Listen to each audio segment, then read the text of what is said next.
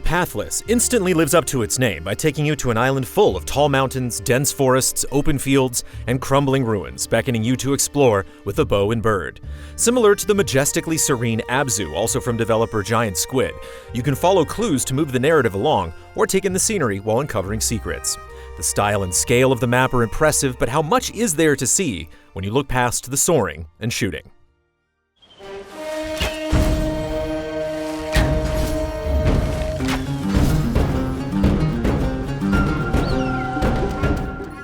As a mortal archer, you've traveled to these lands to restore light to the darkness, spread by an evil presence known as the God-Slayer. He has twisted and taken command of 4 giant beasts, and you have to restore them to their original forms. You accomplish this by solving puzzles to collect emblems, placing the emblems within a set of obelisks, and then chasing and battling the beasts once they're exposed. The occasional piles of skeletal remains offer a bit of backstory as voices echo from beyond the grave, and a handful of animal types roam the fertile countryside. There are numerous references to the past, but most of these thoughts merely speak of the God-Slayer's terrifying power, and the various locations you search don't create a convincing impression that this is a place where people used to live. Regardless of the context given, your surroundings are absolutely stunning. There are 5 regions separated by spiraling columns of wind that carry you upward. There are no loading barriers outside of when the game switches to a boss fight or stealth section, so you're free to go as far and high as your weapon and familiar can take you. When you reach the tallest point on the island, you can float all the way back down to where you originally started. This unrestrained exploration is the most impressive part of the game's design, and it's incredibly liberating to identify a point of interest and coast straight to it.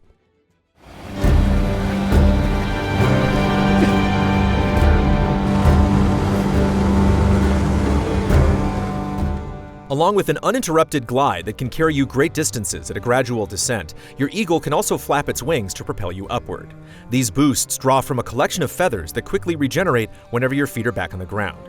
You earn more feathers by conquering each boss or by filling up a meter with a golden currency that's earned from completing puzzles. While it's convenient to quickly gain altitude, maxing out your feather count isn't required to reach the final plateau and face the God-Slayer. In fact, the feathers can be a bit rigid and clunky in practice, and it can feel almost like cheating as they enable you to easily bypass routes that require a bit more finesse. They make navigating the world faster, but they do take time to earn, so it balances out either way. Each tortured beast also inhabits this same valley, traveling within a violent storm cloud that can suddenly change position and sneak up on you. When you're trapped inside the storm, your eagle is incapacitated and you're forced to sneak around to recover it, while avoiding the powerful gaze of the beast. The presence of the storms is intimidating, but if you're careful, you can avoid them entirely. As its name implies, the Pathless features no minimap or world map to analyze. You find your way around by using a visor to switch to a dreamlike perspective that helps you see in the dark, reveals hidden passages, and highlights areas you haven't completed with a red patch of fog.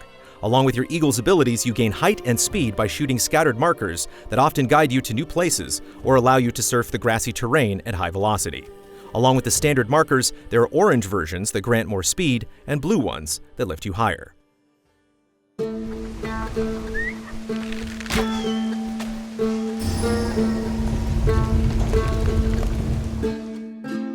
You shoot a lot of arrows in the Pathless to solve puzzles, fight bosses, and sprint wherever you want to go, but precision isn't always required. Shots are often generously swayed toward their intended targets, and when following a chain of markers, especially upward, you're typically shooting things that aren't even on screen yet. You also auto-lock on to things you need to shoot, which can get frustrating when you need to aim at something specific to solve a puzzle where lots of movement is involved and every second counts. So mastery of the bow relies more on timing than accuracy, which fits the game's flow but feels odd for an experience so tailored to projectile combat.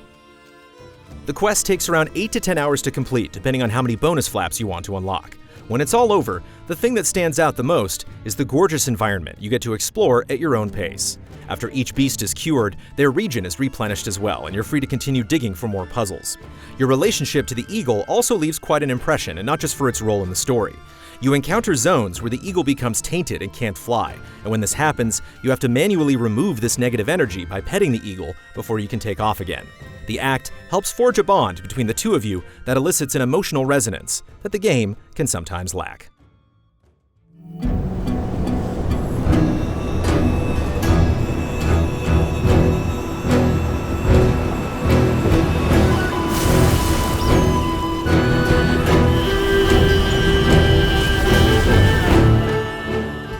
Pathless is beautiful, but repetitive. There is a somber emptiness to its world that tries to convey a sense of loss and impending doom, but it can also make the proceedings tiring if you don't regularly redirect yourself toward the things you need to find and fix. It makes bold strides in exploration and world-building, but movement can feel awkward or overly simplistic, and the ruins you seek out house little more than a puzzle and some foggy memories. On a positive note, load times are wonderfully brief on PlayStation 5, and the controller pulses differently for each type of target you fire at. Navigating this world can be both a calming and thrilling experience. There's just not enough to find to make the journey more than a pleasant trip through the trees.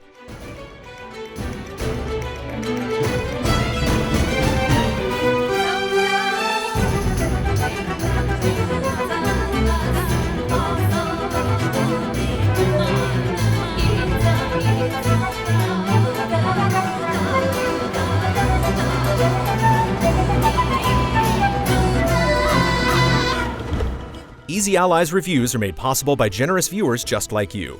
If you like what you see, check out patreon.com/easyallies to see our other videos, and consider becoming a patron to help us make more.